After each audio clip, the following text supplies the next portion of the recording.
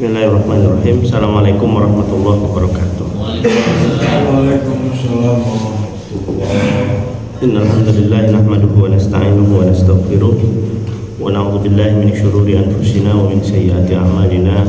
Man yahdihillahu fala mudilla lahu wa may yudlil fala hadiya lahu. Asyhadu an la ilaha illallah wahdahu la syarika lahu wa asyhadu anna Muhammadan abduhu wa rasuluhu alladzi la nabiyya ba'dahu. Allahumma la sahla illa ma ja'altahu sahla wa anta taj'alul kulla shay'in sahla.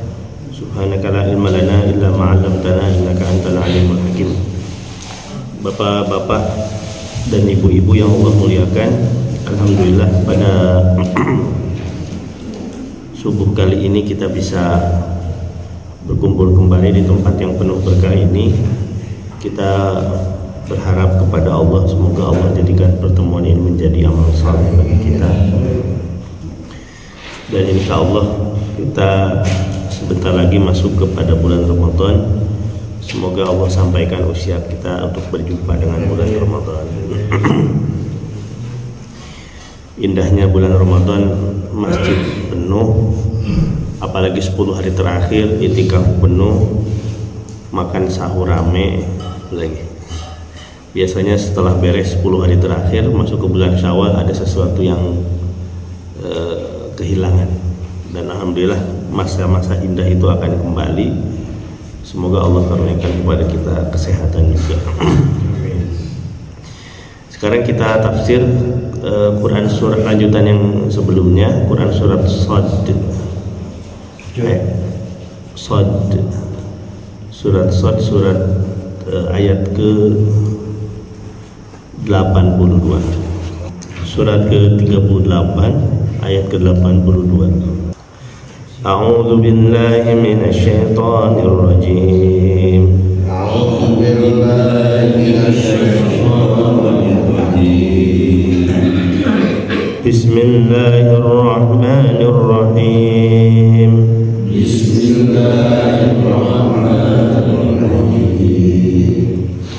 Qala fa bi'izzatika la ughwiyannahum ajma'in.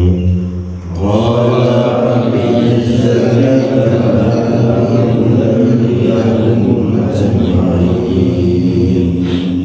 Illa ibadaka minhumul mukhlasin. Illa ibadaka minhumul mukhlasin. قال فالحق والحق أقول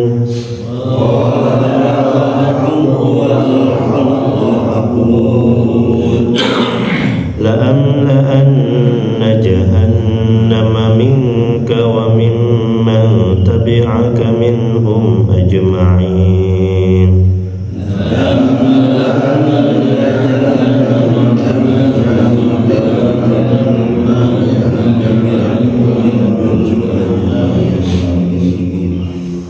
قل ما أسألكم عليه من أجر وما أنا من المتكلفين.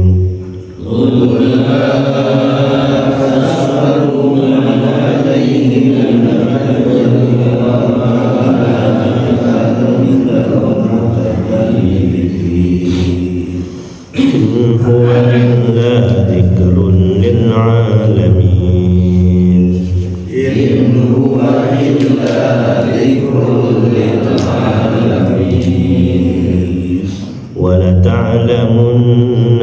ولتعلمن نبأه بعد حين.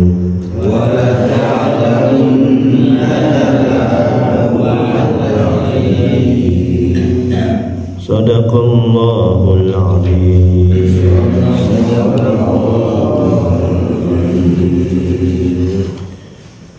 Alhamdulillah, kita baru membaca beberapa ayat dari surah Shad, dan ini ayat-ayat yang terakhir.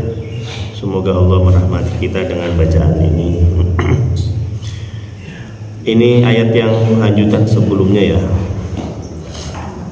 tentang apa yang terjadi dulu ketika Allah menciptakan Adam alaihissalam. di mana Allah jadikan Adam sebagai makhluk yang dengannya memiliki keturunan sampai kepada kita.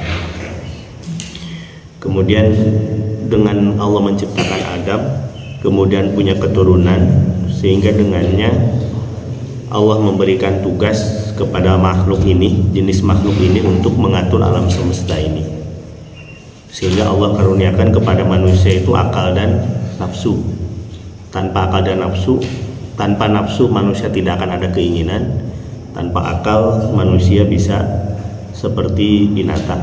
Nah, Allah tuh sempurnakan manusia dengan dua hal ini, akal dan nafsu. Karenanya Allah jadikan Adam ketika itu sebagai makhluk yang paling istimewa dibandingkan makhluk yang sudah ada. Karena itulah maka Allah perintahkan kepada malaikat untuk sujud. Malaikat untuk sujud hormat, bukan sujud menyembah kepada Adam. Semuanya sujud. Nah, di tengah-tengah malaikat itu ada satu jin yang ternyata tidak mau sujud kepada, tidak mau hormat kepada Adam, sehingga kemudian Allah murka, Allah mengazab, mengusir makhluk ini, jin ini dari surga. Nah, ketika keluar dari surga berarti dia lepas dari rahmat Allah. Karena lepas dari rahmat Allah inilah maka disebut sebagai iblis. Jadi iblis itu artinya terlepas, yang lepas dari rahmat Allah. Dan sebetulnya dia merupakan golongan daripada jin. Makanya kan dalam ayat yang lain tentang iblis ini, fafasaqa an amri rabbih fakana minal jinni. Jadi iblis itu durhaka terhadap perintah Allah, fakana minal jinni, dan dia termasuk dari golongan jin. Yang memang kebetulan ketika itu diperintahkan juga untuk sujud kepada Adam selain para malaikat, selain malaikat yang diperintahkan. Nah, maka ketika menolak perintah Allah, Allah cabut rahmatnya kepada iblis, maka disebutlah sebagai iblis. Nah, tapi kemudian ada dua kondisi yang berbeda. Adam itu kan melakukan apa yang Allah larang, ya, memakan buah yang dilarang oleh Allah Subhanahu wa taala bersama Hawa. Keduanya dikeluarkan dari surga. Setelah Allah keluarkan dari surga, nanti di akhirat balik lagi ke surga tidak? Balik lagi. Dosanya adalah melakukan apa yang Allah larang. Sementara iblis dikeluarkan dari surga dan dia tidak kembali lagi ke dalam surga. Dosanya adalah tidak melaksanakan apa yang Allah perintah. Nah, disinilah kemudian Ibnu Qayyim mengatakan bahwasanya dosa melakukan apa yang Allah, dosa meninggalkan kewajiban lebih besar daripada dosa melakukan larangan. Sehingga ada yang mengatakan dosa meninggalkan sholat itu lebih besar daripada dosa melakukan perzinahan. Zina itu kan melakukan apa yang Allah larang, sementara meninggalkan sholat itu adalah meninggalkan kewajiban dari Allah Subhanahu wa taala. Tapi tetap yang namanya dosa tidak ada istilah mendingan. Nah, antara sholat wae dan hatar nah zina wae, no daripada itu tuh sholat gitu. Tetap dua-duanya adalah dosa gitu. Nah, tapi kalau dibandingkan secara garis besar, dosa meninggalkan perintah itu lebih besar daripada dosa melakukan apa yang Allah larang. Melihat dua kasus ini, dua kasus apa yang terjadi pada dua makhluk Allah ini. Nah, tapi walaupun demikian tetap dampak Adam dikeluarkan dari surga itu mendapat keluhan dari Musa alaihissalam ketika peristiwa Mi'raj, ya, ke Sidratul Muntaha. Itu kan banyak peristiwa yang terjadi ketika Nabi Mi'raj ke Sidratul Muntaha, dari Masjidil Aqsa ke Sidratul Muntaha itu, mengenai sosok yang Allah perlihatkan ususnya keluar dari perut gitu. Kemudian ada juga macam-macam, salah satunya itu adalah dialog antara Nabi Adam dengan Nabi Musa. Kan Nabi Musa protes kepada Nabi Adam, wahai Adam, gara-gara engkau makan apa yang Allah larang, Anda dan keturunan Anda diturunkan dari surga ke dunia. Di antaranya saya pun diturunkan ke dunia. Jadi riuh di dunia. LPG langka, BBM naik gitu. Coba kalau di surga dulu kan enak, tidak memikirkan hal yang demikian. Tapi apa kata Adam? Wahai Musa, jangan fokus melihat kesalahan orang, kurang lebih gitu ya. Tapi engkaulah satu-satunya manusia yang Allah karuniakan, yang Allah tidak berikan kepada orang lain. Apa itu? Allah berbicara langsung dengan Musa. Wa kallama Musa taklima, kata Allah.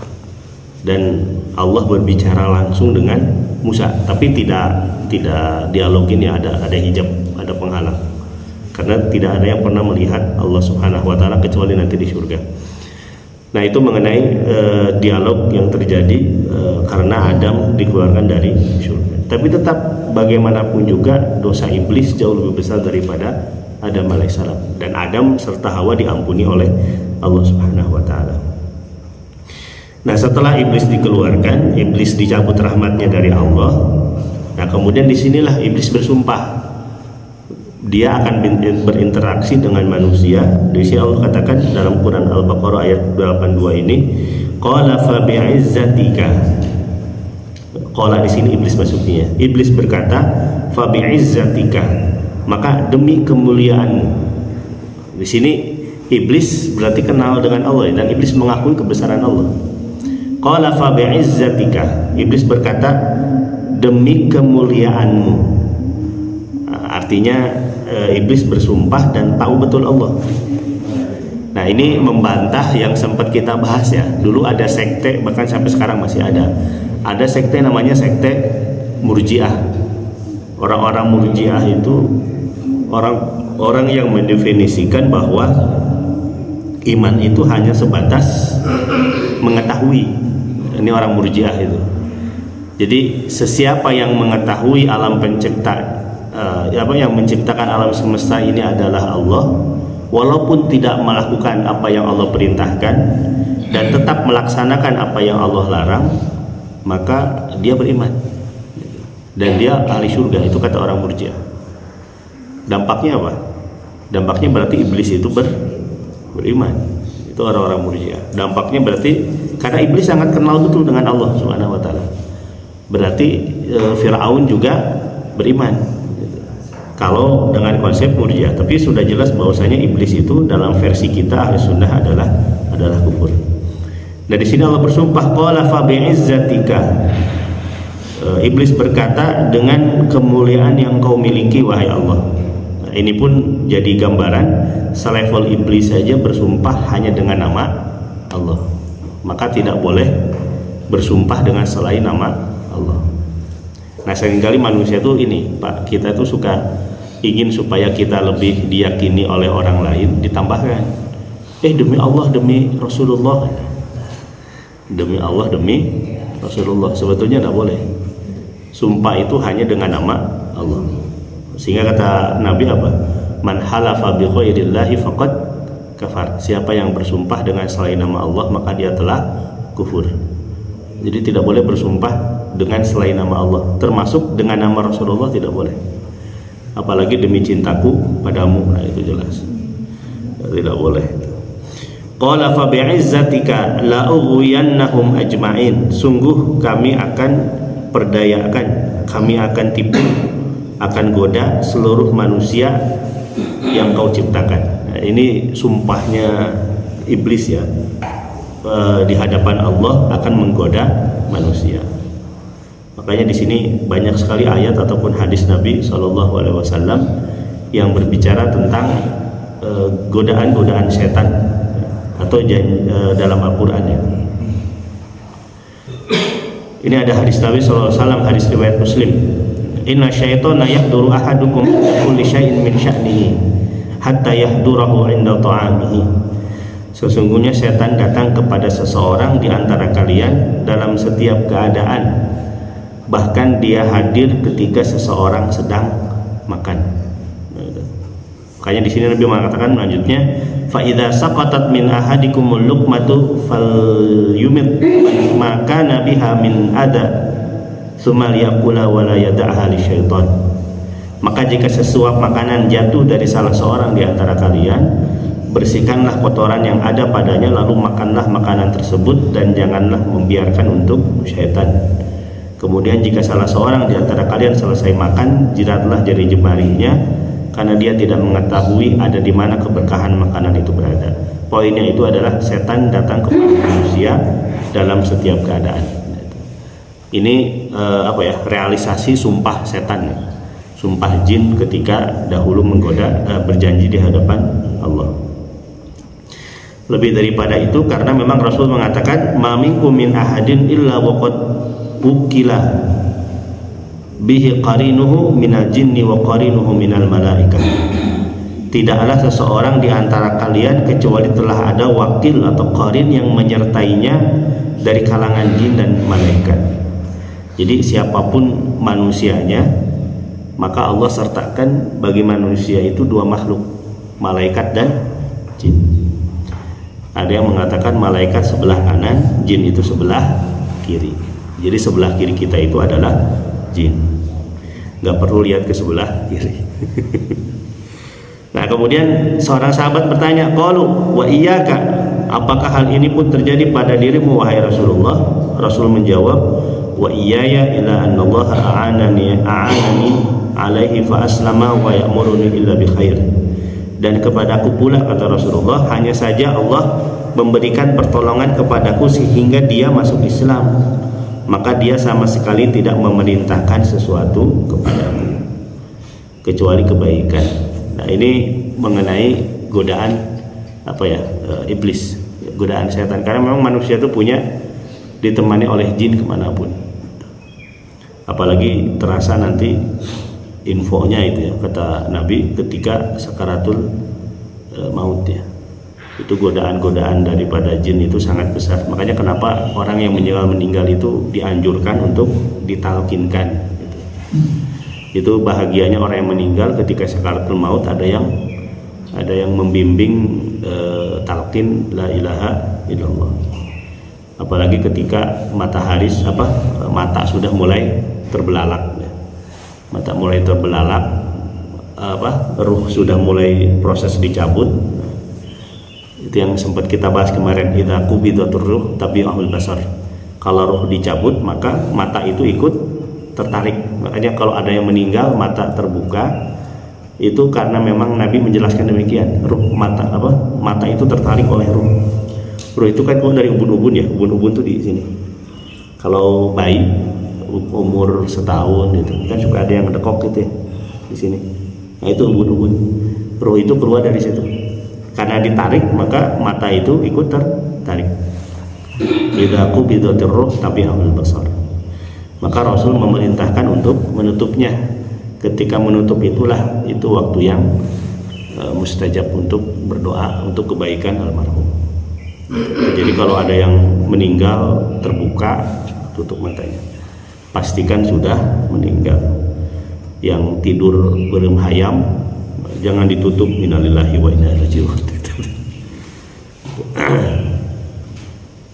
Nah, ini godaan iblis juga besar. Di sini Rasul menjelaskan di antara godaan iblis itu adalah memisahkan suami istri tanpa alasan atau hanya alasan sepele. Di sini Nabi mengatakan inna iblis yadhu arsyahu 'alal ma'. Sesungguhnya iblis itu meletakkan singgasananya di atas air. Tsumma yab'atsu sarayahu fa adnahum minhu mansilatan a'dhamuhum fitnah.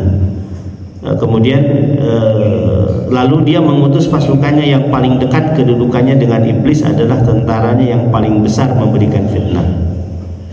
Kemudian yaji'u ahaduhum fayaqul. Kemudian salah satu di antara mereka datang kepada iblis dengan berkata, aku melakukan ini dan itu. Lalu iblis berkata, engkau sama sekali tidak melakukan apa-apa. Kemudian datang lagi yang lainnya dengan berkata, aku sama sekali tidak meninggalkan seseorang manusia sehingga aku memisahkannya dengan istrinya. Lalu Rasul bersabda, lalu iblis mendekatinya dengan berkata, engkau memang hebat.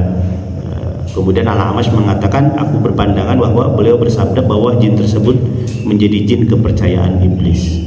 Nah, jadi di antara jin yang prestasinya terbaik itu adalah jin yang menjadi anak buah iblis dan berhasil memisahkan hubungan suami istri tanpa alasan yang kuat. Jadi ada jin yang memang tugasnya itu mengganggu keharmonisan keluarga, gitu. Saling curiga, padahal tidak ada alasan yang kuat untuk bercerai. Tapi bukan berarti cerai juga selalu dikatakan salah, bukan. Karena ketika memang tidak ada solusi kecuali cerai, apa boleh buat, gitu. Boleh jadi itu adalah solusi yang terbaik. Karena boleh jadi itu cerai itu adalah solusi yang akhir, tidak ada solusi lain kecuali perceraian. Toh Rasul pernah bercerai tidak? Pernah. Rasul kan punya istri 13 ya. Rasul punya istri 13, kemudian dicerai 2. Yang satu karena tidak patuh kepada Rasul, nusyuz ya, ngebangkang kepada Rasul. Yang kedua itu karena karena penyakit yang dirahasiakan oleh wanita ini. Ketika malam pertamanya ternyata dibuka bajunya kudisan gitu. Nah akhir kenapa tidak ngaku dari awal? Ya wajar kecewa ya, sama Rasul diceraikan. Kan tidak ada solusi lain kecuali itu. Maka tidak semuanya cerai itu adalah negatif. Sahabat Nabi ada beberapa yang cerai dengan istrinya. Ketika tidak ada solusi lain, hanya perceraian, dan Islam memberikan pintu itu. Nah yang tidak boleh itu adalah tepu-pukuh cerai. Nah itu yang godaan setan, boleh jadi itu dari godaan setan, gitu kan. Istri tiba-tiba minta cerai kepada suami. Kok itu jelas ya hadisnya. Sesiapa istri yang minta cerai kepada suaminya tanpa alasan yang dibenarkan oleh syariat, itu murka Allah kepada wanita tersebut. Suami juga otomatis sama, walaupun hak cerai ada di suami, tepubuh menceraikan istri itu kan perbuatan saling, itu yang tidak. Ini mengenai hal tersebut. Nah, kenapa jin itu kemudian terus mengganggu? Nah, ini ada sumpah lain daripada jin. Daripada sumpah setan. Summa la'atiyanahum min baini aydihim wa min khalfihim wa an aymanihim wa an syama'ilihim wa la tajidu aktsaruhum syakirin. Kemudian pasti aku akan mendatangi mereka dari depan, dari belakang, dari kanan, dari kiri mereka, dan engkau tidak akan mendapati kebanyakan mereka bersyukur. Ini sumpah setan ya, mengganggu manusia dari depan, belakang, atas, bawah, kanan, kiri. Boleh jadi ada orang yang tahan godaan harta haram, gangguannya dari perempuan, gitu kan. Kan laki-laki itu kan lemah ya kalau digoda oleh wanita. Digodanya setan, membisikinya lewat perempuan, menggoda laki-laki. Dan itu yang terjadi juga, hampir terjadi pada Nabi Yusuf kan. Nabi Yusuf ganteng, Zulaikha cantik, itu kan hampir terjadi sesuatu yang berbahaya. Yang walaqad hammat bihi wa hamma biha, itu kata Allah. Walaqad hammat bihi wa hamma biha. Zulaikha sudah punya hasrat kepada Yusuf, wa hamma biha. Yusuf sudah punya hasrat kepada Zulaikha. Berduaan di dalam kamar tanpa sengaja. Itu kalau tidak ada keimanan kan bisa terjadi. Makanya saya pas baca kisah itu, untung yang disitunya Nabi Yusuf, gitu kan. Bukan saya. Iman kita nggak ada yang tahu yang kuat gitu. Boleh jadi di masjid kuat, di tempat yang lain boleh jadi tidak kuat. Cuman kan alhamdulillah Allah selamatkan Nabi Yusuf. Laula an ra'a burhana rabbi. Kalaulah Allah tidak memperlihatkan, kalaulah Yusuf tidak melihat petunjuk dari Allah. Pas hampir kejadian, Allah memberikan petunjuk kepada Nabi Yusuf. Petunjuknya itu apa? Bayang-bayang di atas kepalanya. Nah, Ibnu Katsir mengatakan bayangan tersebut adalah bayangan ayahnya, yaitu Nabi Yakub alaihissalam. Pas mau kejadian, tiba-tiba ada sekelibat bayangan Nabi Yusuf. Mungkin dalam benak Nabi Yusuf, Nabi Yakub ya, dalam benak Nabi Yusuf, waduh ini bapak orang Nabi banyak ya. Dan akhirnya Nabi Yusuf pun menjadi Nabi. Akhirnya Yusuf lari, Zulaikha kecewa ditinggal oleh Nabi Yusuf. Akhirnya mengejar Nabi Yusuf, sobeklah baju Nabi Yusuf. Nah ini perempuan kecewa akhirnya mengadukan Nabi Yusuf kepada pengadilan. Ketika itu alhamdulillah hakimnya pintar. Apa kata hakimnya itu? Kalau yang sobeknya yang di depan baju Yusuf, berarti yang salah adalah Nabi Yusuf. Tapi kalau yang sobek itu adalah baju belakang Yusuf, berarti yang salah itu adalah Zulaikha. Ternyata setelah diperiksa yang sobek itu adalah belakang baju Nabi Yusuf. Oh berarti ini Zulaikha yang bikin fitnah, ingin menjebak Nabi Yusuf, seakan-akan Nabi Yusuf yang akan mengganggu Zulaikha. Nah setelah kejadian itu, maka suami dari perempuan ini mengatakan, dan kemudian diabadikan oleh Allah dalam Al-Quran, inna kaidakunna azim, sesungguhnya tipu daya wanita itu sangat besar. Ini bukan wanita secara spesifik ya, secara umum. Artinya betapa besarnya betapa rentannya laki-laki di hadapan wanita. Wanita itu kalau sudah menggoda laki-laki puyeng gitu. Makanya kenapa laki-laki dan perempuan harus terpisah, jangan terlalu dekat gitu. Itu mengenai setan. Tidak menggoda lewat wanita, pasti lewat yang lainnya. Sampai wanita itu, sampai manusia itu tergelincir. Kemudian kata Allah selanjutnya, illa ibadaka minhumul mukhlasin, kecuali hamba-hambamu yang ikhlas, maka itu selamat daripada godaan setan. Dan ini Allah juga katakan dalam Quran surat Al-Hijr ayat 42, inna ibadi laisa laka alaihim sultanun illa man ittaba'aka minal ghawin. Sesungguhnya setan itu tidak punya upaya terhadap manusia kecuali di antara mereka yang mengikuti setan tersebut. Nah yang tidak dipengaruhi oleh setan itu adalah orang yang ikhlas hatinya dalam ibadah. Karena kan yang menyebabkan kita ringan berangkat ke masjid, ringan ibadah saum itu kan niat yang ikhlas. Semakin ikhlas hati seseorang, ibadah semakin kuat. Semakin kuat ibadah seseorang, setan semakin menjauh. Nah yang bahaya itu adalah ketika hati kosong atau sering banyak waktu kosong. Itu setan itu sangat potensi untuk datang. Itu Imam Al-Ghazali mengatakan, an-nafsu, jiwa itu kalau tidak dipenuhi dengan kebaikan, pasti dipenuhi dengan keburukan. Itu kalau tidak sibuk dengan kebaikan, pasti sibuk dengan keburukan. Gitu.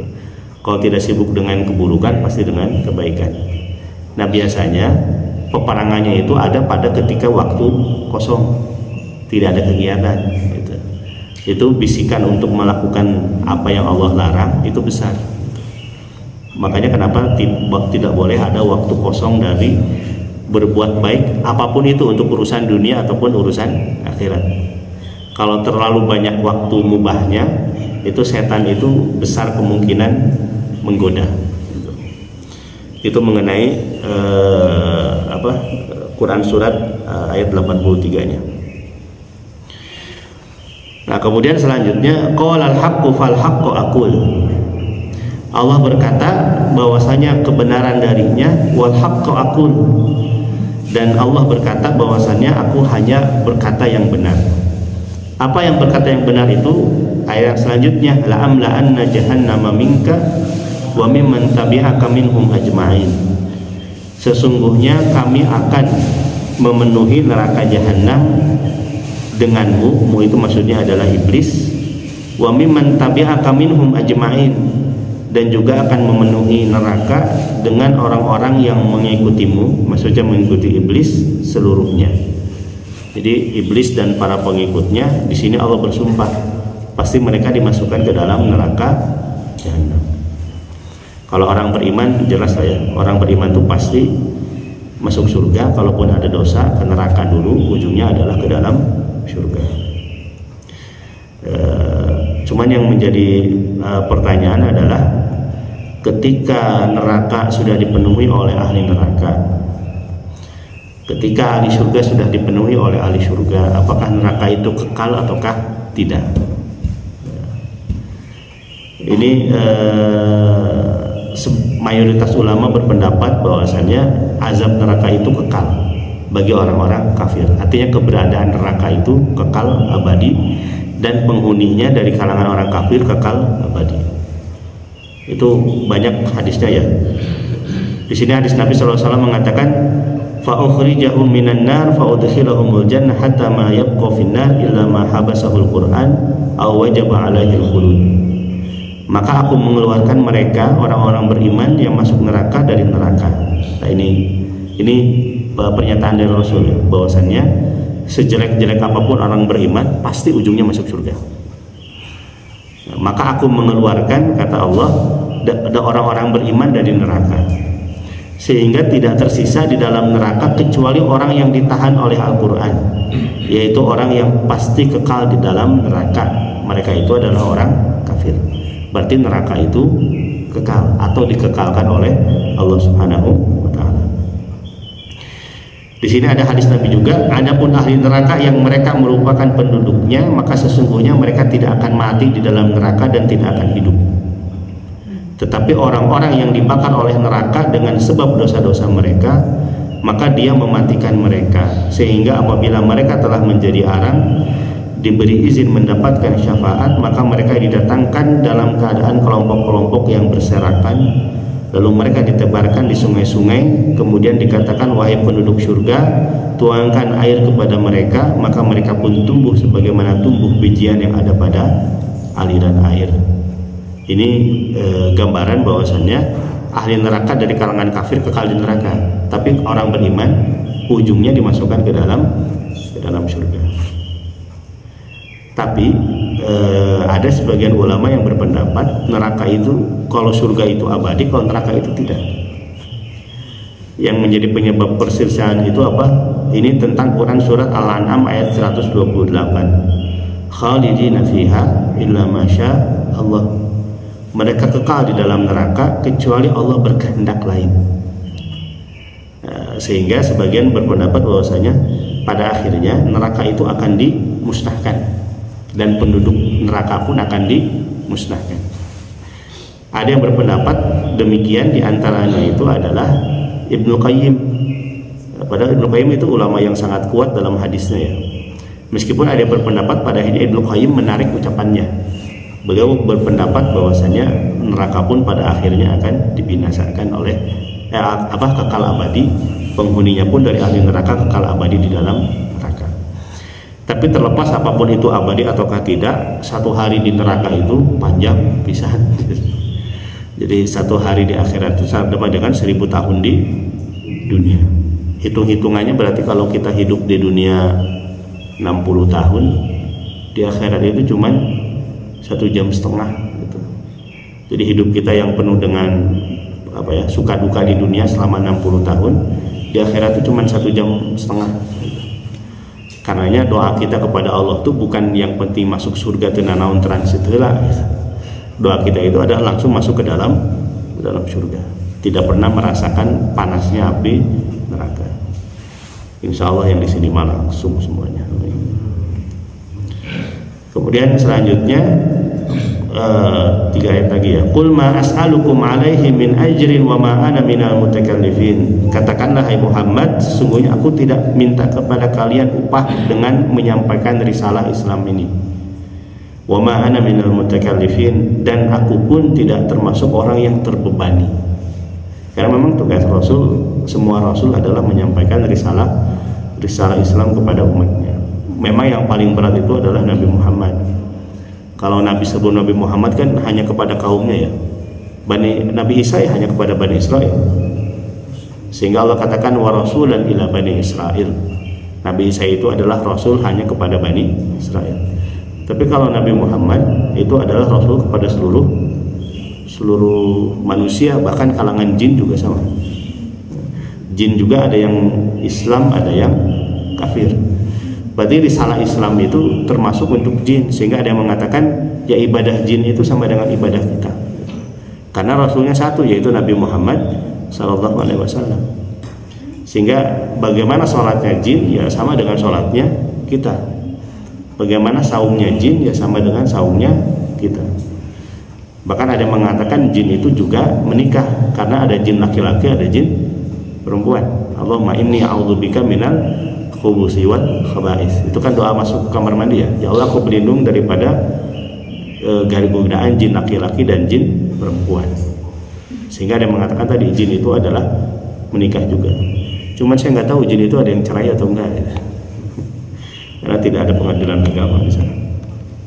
Nah, itu mengenai Rasul. Jadi tugas Rasul menyampaikan risalah, sehingga Allah katakan hai Muhammad, aku pun tidak dibebani oleh dakwah tersebut. In huwa illa dzikrul lil alamin, dan tidaklah Al-Quran kecuali pengingat bagi seluruh alam, meskipun banyak yang mendustakannya. Bahkan lebih banyak yang mendustakan Al-Quran daripada yang mengimaninya. Tapi apa kata Allah di ujung ayat ini? Wala ta'lamunna naba'ahu ba'dahin. Dan sesungguhnya seluruh manusia itu akan mengetahui kebenaran Al-Quran setelah nanti meninggal. Jadi orang kafir itu pada akhirnya akan tahu kebenaran Islam dan kebenaran Al-Quran nanti setelah meninggal. Makanya di situ penyesalan mereka, kenapa dulu tidak mengikuti risalah Nabi Muhammad. Awalnya mengingkari, meninggal dalam kekufuran. Pas sudah meninggal baru tahu, oh ternyata apa yang disampaikan oleh Nabi itu benar. Itulah penyesalan yang selalu di belakang. Karena kalau di depan itu namanya pendaftaran, kalau di belakang selalu penyesalan. Penyesalan itu selalu di belakang. Padahal Allah sudah mewanti-wanti dalam banyak ayat ya. Wa'bud rabbaka hatta ya'tiyakal yaqin. Sembahlah Tuhanmu sampai kematian itu datang. Artinya jangan sampai keluar dari agama ini sampai wafat. Dan puncaknya itu adalah ketika meninggal. Apakah husnul khatimah ataukah tidak? Sedikit lagi ya, makanya kemarin sempat kita bahas ya. Mendoakan orang lain husnul khatimah itu bukan setelah meninggal, tapi ketika masih hidup. Orang sudah meninggal, kemudian didoakan mudah-mudahan husnul khatimah. Itu prosesnya udah beres tadi. Ketika sakaratul maut sudah selesai. Orang sudah meninggal ya sudah dialami, apakah dia sudah mengalami, apakah dia apakah husnul, apakah husnul khatimah, apakah su'ul khatimah. Mendoakan itu harusnya ketika masih hidup. Karena kalau ada yang mendoakan kepada kita mudah-mudahan husnul khatimah, itu jangan tersinggung. Seakan-akan mendoakan supaya cepat meninggal. Itu justru malah mendoakan di waktu yang wallahu a'lam shawab. Bapak Ibu yang Allah muliakan, itu yang kita bahas pada pagi hari ini. Kekurangan pasti adanya, mohon dimaafkan. Masih ada waktu, barangkali ada yang mau menambahkan. Mangga dilanjutkan. Enggak. Mau tanya, ini dalam pikiran itu masih ada yang obskur gitu ya, yang belum jelas gitu ya, Pak itu.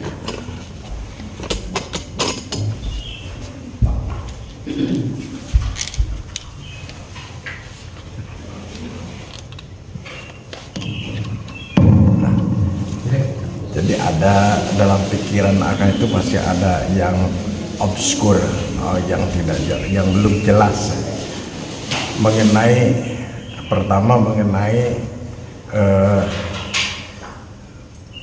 penciptaan Nabi Adam ya. Alasan Nabi Adam diciptakan, kemudian kaitannya dengan Adam dan Hawa makan buah kholdi gitu ya, satu. Kemudian yang kedua, kelakuan jin yang kemudian disebut iblis yang tidak mau sujud terhadap Nabi Adam, atau yang tidak mau sujud atas perintah Gusti Allah, dan keberadaan surga neraka. Di dalam Al-Quran disebutkan bahwa ini jailun fil ardi khalifah gitu ya. Aku akan menjadikan Adam khalifah di bumi. Yang kemudian Allah menciptakan Adam. Nah, kalau berpegang kepada ayat ini berarti memang Adam itu diciptakan untuk jadi khalifah di bumi. Nah, sementara mengenai makan buah kholdi, Adam dan Hawa itu menurut akal itu hanya sebagai sarana saja, sarana turunnya Adam ke bumi gitu. Karena tanpa makan buah holdi pun Adam itu memang diciptakan untuk menjadi khalifah di dunia, gitu kan. Itu yang pertama. Kemudian yang kedua mengenai kelakuan iblis itu ya, yang tidak mau sujud atas perintah Gusti Allah terhadap Adam dengan keberadaan surga dan neraka. Tadi kan disebutkan oleh Pak Ustadz bahwa ketika Nabi Musa bertemu dengan Nabi Adam, Nabi Musa bilang gara-gara kamulah kita ini jadi surga, gitu. Nah kalau begitu, kalau tidak ada gara-gara makan buah holdi, berarti kita ini semua ada di surga. Dan untuk apa Allah menciptakan neraka? Allah kita kan semuanya di surga. Gitu deh.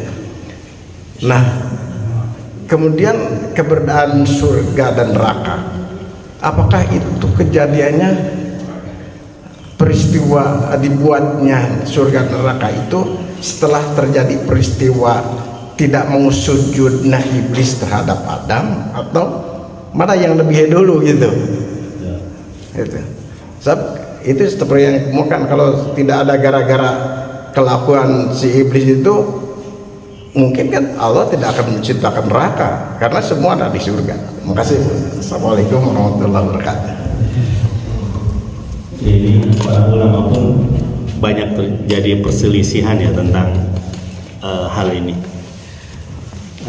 Apakah memang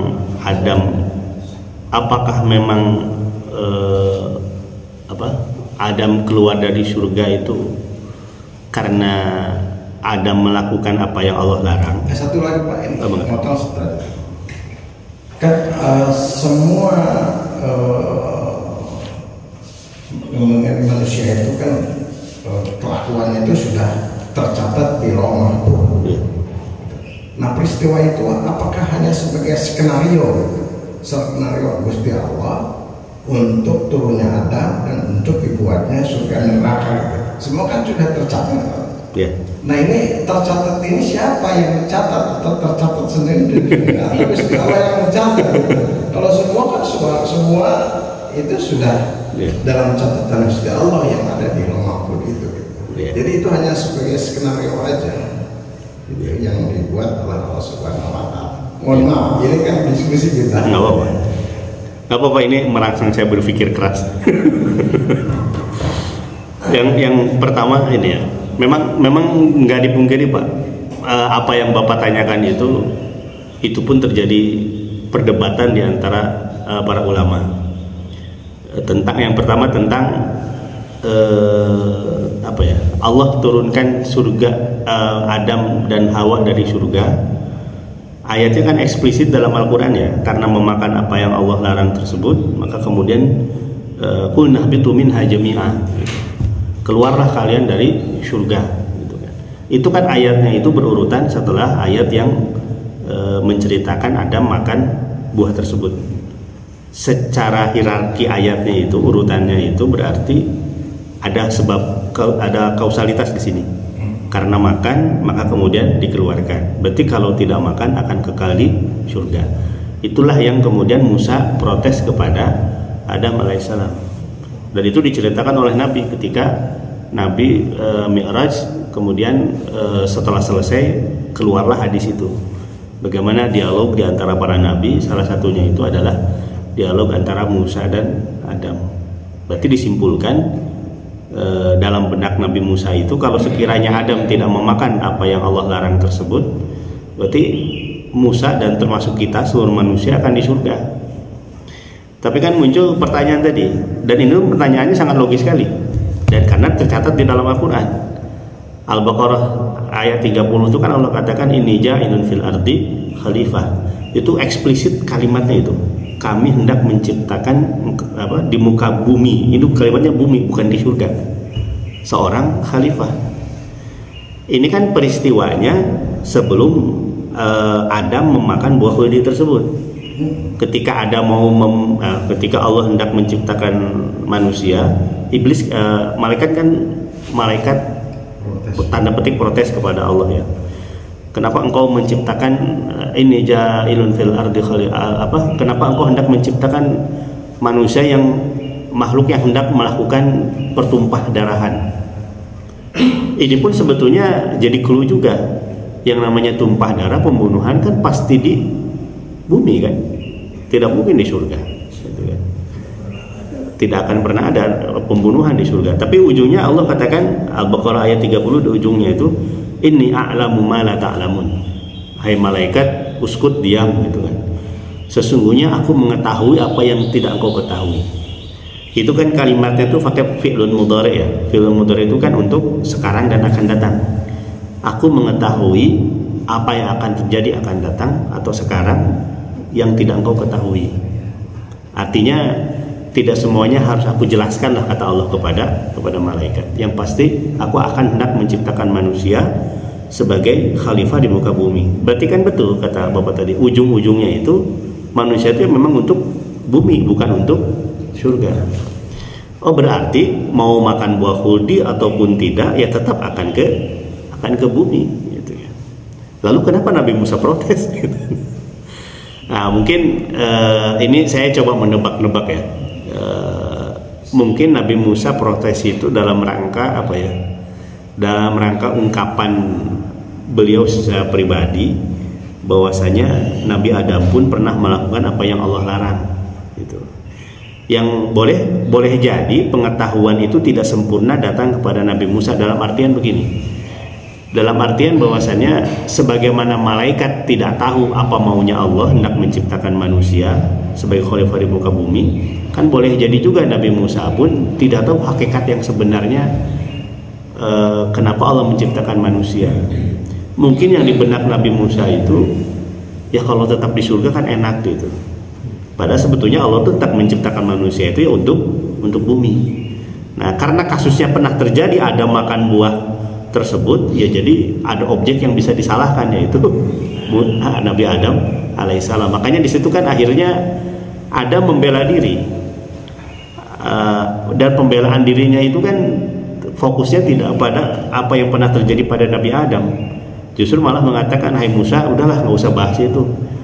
Fokus saja, Allah sudah memberikan nikmat kepadamu yang tidak Allah berikan kepada orang lain, yaitu Allah berbicara langsung kepadamu dengan hijab.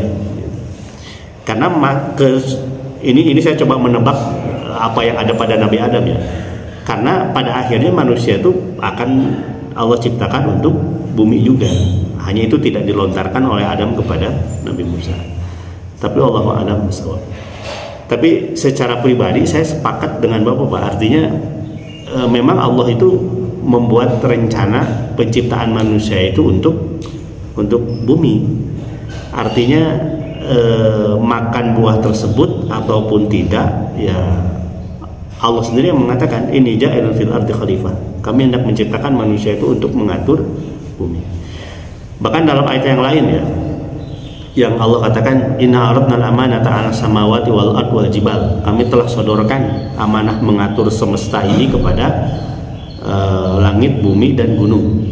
Fa'abaina yahmilnaha wa ashfaqna minha. Tapi semuanya itu menolak untuk memikul beban tersebut karena mereka takut. Wa hamalahal insan. Tapi kemudian manusia yang memberanikan diri menerima tawaran amanah mengatur alam semesta ini. Berarti kan selaras dengan ayat tadi.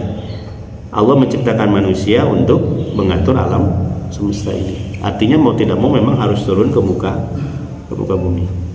Yang dengannya kemudian Allah ciptakan surga dan neraka.